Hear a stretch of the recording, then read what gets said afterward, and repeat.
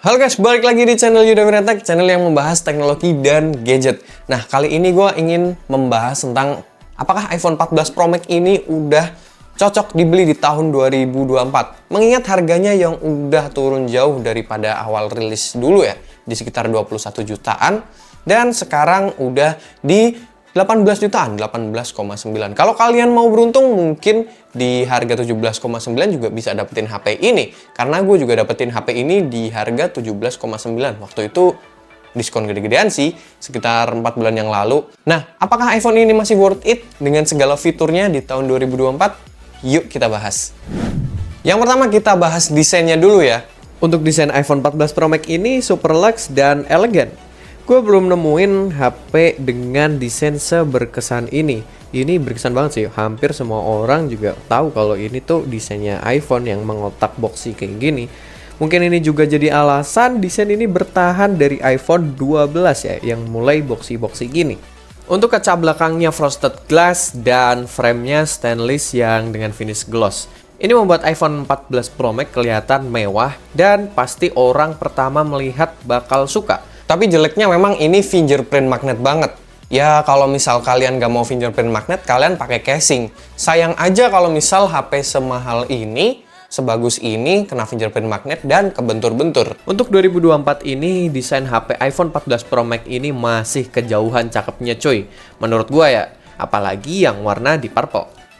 Yang kedua yaitu chipsetnya. Karena iPhone ini masih kenceng cuy di tahun 2024. Pakai prosesor A16 Bionic dengan fabrikasi 4 nanometer. Untuk performanya sih oke banget ya. Bahkan untuk raw performance lebih kenceng A16 Bionic daripada Snapdragon 8 Gen 2. Yang jelas sih di pemakaian sehari-hari lu gak bakal notice ya kalau HP ini pernah lemot atau sedikit nge-lag. Kenceng wir buat ngapain aja. Buat main game, buat buka tutup aplikasi, apalagi kalau cuma buat main sosmed atau sama WA doang. Jadi di tahun ini iPhone 14 Pro Max masih kelewat ngebut cuy. Kekurangannya sebenarnya cuma satu, yaitu RAM-nya ini masih pakai 6 GB. Yang mana kalian nggak bisa buka banyak aplikasi dan keep aplikasi itu di belakang background. Atau kalau misal kalian itu keep, biasanya langsung refresh di beberapa menit kemudian kalau kalian buka aplikasi tersebut lagi. Lumayan menyebalkan sih, karena lu nggak bisa upload IG story terus lu tutup tuh aplikasi IG. Harus lu tetap pantengin sampai dia benar-benar kekirim. Beda sama Android, upload story sama main game pun tetap gas, kekirim juga tuh story. Oh iya, buat koneksinya aman ya. Ini udah 5G ready. Udah dari zaman iPhone 12 kayaknya. Tapi yang jelas ini udah future proof banget lah.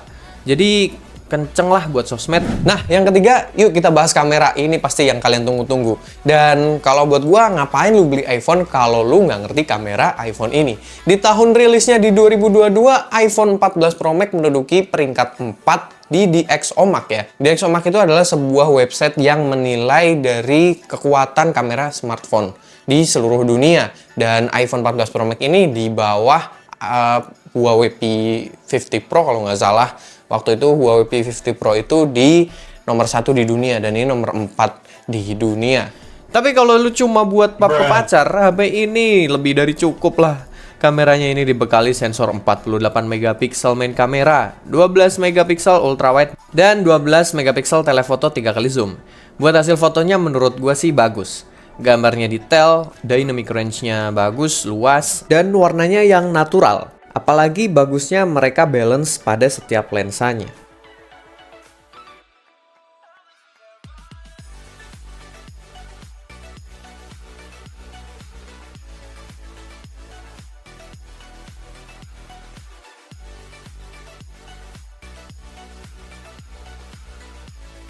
Kemudian untuk kualitas foto low light-nya sebenarnya ini masih sangat mumpuni di tahun 2024. Hanya di lensa ultrawide yang di edge-nya beberapa terlihat noise. Dan musuh utama iPhone yaitu flare. iPhone 14 Pro Max ini juga mendukung fitur ProRAW buat kalian yang profesional agar foto kalian lebih memiliki banyak data dan lebih gampang diedit. Untuk hasil videonya dari iPhone 14 Pro Max ini menurut gue masih terbaik sampai saat ini juga. Untuk smartphone dari kelas Android pun menurut gue belum bisa ngalahin balance-nya video dari iPhone 14 Pro Max. Apalagi ngelawan iPhone 15 Pro Max. Tapi iPhone 14 Pro Max ini masih oke banget untuk masalah videografinya. Kalau kalian content creator, cocok banget nih iPhone 14 Pro Max. Oke guys, ini gue lagi nyoba perekaman video kamera depan dari iPhone 14 Pro Max dan iPhone 15 Pro Max. Ini gue sedikit bandingin ya. Untuk resolusinya sih di 4K. Mulai dari iPhone 11 udah mulai support 4K 60 fps. Tapi gimana perbedaannya? Nih. Tapi ini bagus banget untuk dynamic range-nya. Jadi yang di belakang nih untuk iPhone 14 Pro Max nih kelihatan, untuk iPhone 15 Pro Max juga kelihatan. Dan menurut gue sih tipis banget. Lebih bagus di iPhone 15 Pro Max memang. Tapi menurut gue ya nggak beda jauh lah. Kemudian untuk kamera belakangnya juga gue bandingin sedikit. Ini adalah perekaman video dari iPhone 15 Pro Max dan iPhone 14 Pro Max. Kalau di sini gue menggunakan resolusi 4K 60 fps karena keduanya support, dan ini adalah hal yang paling proper buat kalian yang mau jadi content creator. Mending pakai 4K 60 fps kalau dalam keadaan terang atau daylight kayak gini.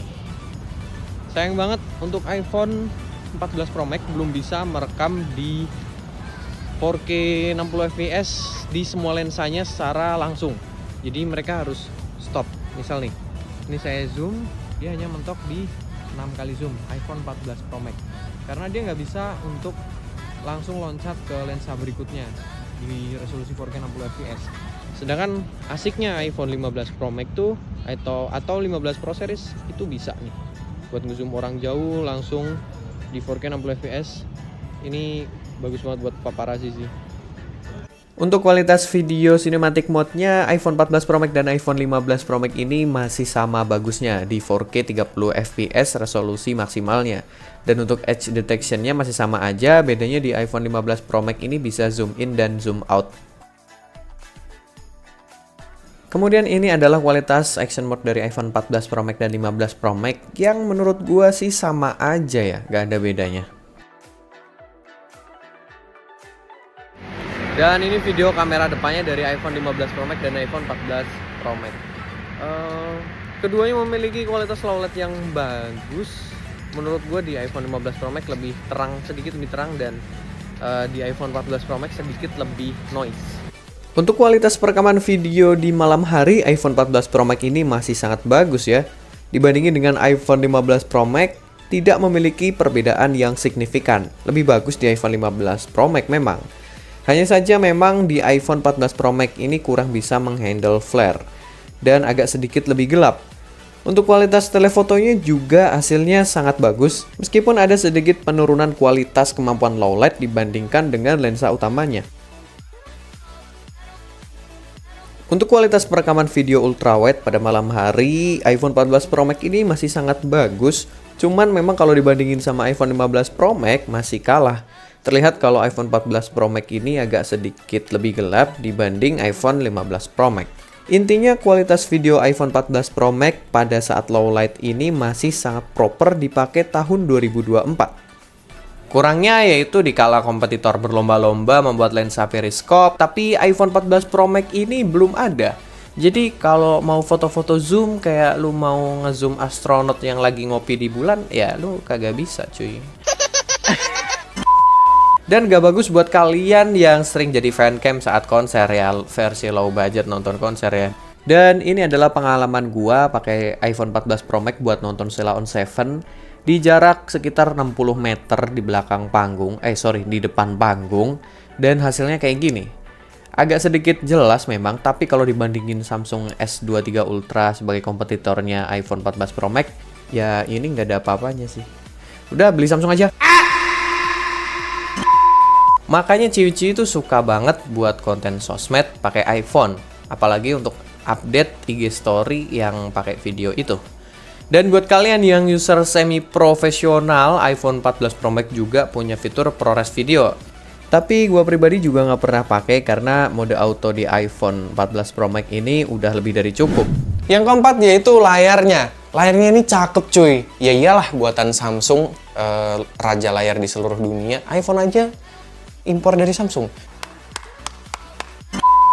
Tapi by the way ini layarnya tuh cakep banget. Fitur layarnya ini juga punya always on display ya, kayak Samsung. Meskipun gue sendiri kagak pernah nyalain soalnya nggak kebiasa dan bikin boros baterai menurut gue ya.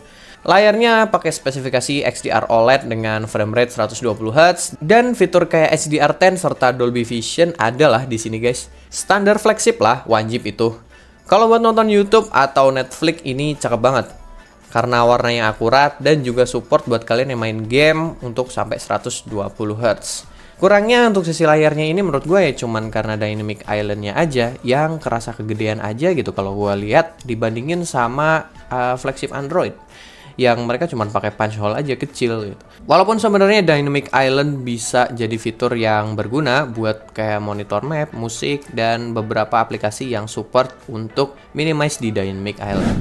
Untuk ketahanan baterainya sih iPhone ini menurut gua lebih dari cukup. Kalau real life gua pribadi, pagi hari gua ngecas dan malam baru ngecas lagi. Atau bahkan besok paginya baru ngecas lagi. Buat ukuran baterainya sih cuma 4323 mAh, yang mana kompetitor Android udah di atas 5000 mAh. Sayangnya di 2024 ini iPhone 14 Pro Max bahkan iPhone 15 Pro Max baru support di 28 watt fast charging. Yang kalah jauh sih dari kompetitor sampai 120 watt fast charging. Which is sebenarnya itu bagus karena kalau misal terlalu cepat ngecasnya biasanya baterai menjadi panas dan bakal cepat nurunin baterai health. Oh iya, untuk output portnya ini juga masih pakai USB Lightning ya. Ini kecepatannya tuh setara USB Type-C 2.0. Buat mindahin file 1 gigaan aja bisa sampai 10 menit. Ini jauh banget dari 3.0 Thunderbolt era flagship sekarang ya, yang bisa sampai 10 GB per second kayak iPhone 15 Pro Max. Kesimpulannya sih iPhone 14 Pro Max ini menurut gue sih masih worth it ya di harga 18 jutaan yang masih kondisi baru dan di 16 jutaan mungkin kalau kalian dapat bekasnya.